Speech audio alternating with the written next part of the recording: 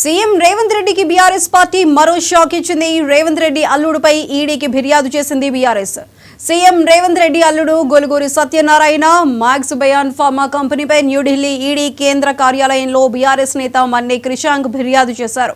ఈ మేరకు క్రిషాంక్ ఇచ్చిన ఫిర్యాదును ఈడీ స్వీకరించింది. కాగా కీలకంగా రేవంత్ అల్లుడి కుటుంబంపై ఇప్పటికే ఈడీలో కేసులు నమోదయ్యాయి. విచారణలో భాగంగా ఈడీ గొలుగూరి రామకృష్ణను ముద్దాయిగా చేర్చి కోట్ల రూపాయల బ్యాంకు కుంభకోణానికి పాల్పడ్డారని, ఈ నిధులను ఇతర కుటుంబ సభ్యులకు ఇతర వ్యాపారాలకు తరలించారని ఈడీ ఒక ప్రకటనలో పేర్కొంది.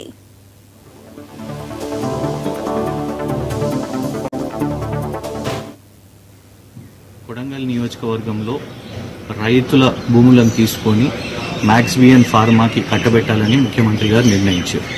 అయితే ఈ max Bean pharma Goluguri Satyanarayana Reddy గారు ఏదైతే రేవంత్ రెడ్డి గారి అల్లుడున్నారో వారికి ఇందులో 16 లక్షల షేర్లు ఉన్నాయి.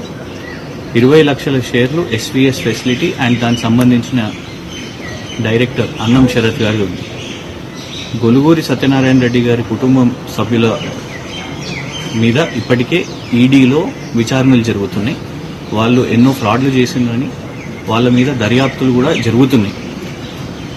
ఆ ఈడీ దర్యాప్తులో ఇప్పటికే కుటుంబ సభ్యులకు రుణాలను దారి మళ్లించారని, ఫ్రాడ్లు చేసిందని, వాటితో ఆస్తులను చేసుకున్నారని, వ్యాపారాలు కూడా మొదలు పెట్టుకున్నారని ఈడీ విచారణ చేస్తుంది.